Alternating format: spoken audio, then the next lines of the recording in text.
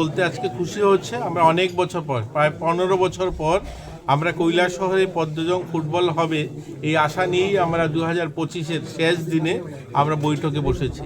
আমাদের সঙ্গে টিএফের কর্মকর্তা যারা আছেন তারাও আছেন, আমাদের ঊনকোটি জেলার ফুটবল অ্যাসোসিয়েশনের সভাপতি সহ সকলেই উপস্থিত আছেন। আমরা আগামী 31 তারিখ জানুয়ারি অর্থাৎ একদম শেষ দিনে জানুয়ারি মাসের আমরা প্ল্যান করছি 2026-এর যে পদ্মজংটা যেন পুনরায় আমরা কৈলাসহরে অনুষ্ঠিত করতে পারি।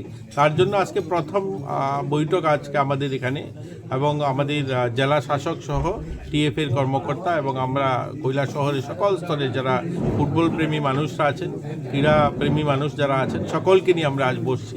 এবং আজ প্রথম পর্যায়ে সিদ্ধান্ত হলো আমরা করব এই খেলাটা অনেক বছর পর, এবং আজকে আমরা সবাই অত্যন্ত খুশি যে আমরা অনেক বছর পর এই সিদ্ধান্তে আবার যেতে গেলাম যে আমরা পদ্মজংটা আমরা কৈলাসহরে করব।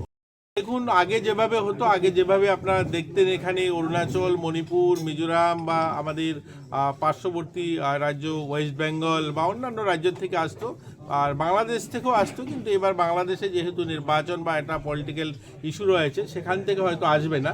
কিন্তু এছাড়াও আমাদের রাজ্যের বিভিন্ন জায়গা থেকে, আমাদের রাজ্য বা বাইরের আমাদের ওয়েস্ট বেঙ্গল, মণিপুর, মিজোরাম, নাগাল্যান্ড, অরুণাচল সেই সমস্ত রাজ্য তো থাকবেই, এবং জাতীয় স্তরের খেলোয়াড়রাও এখানে থাকবে।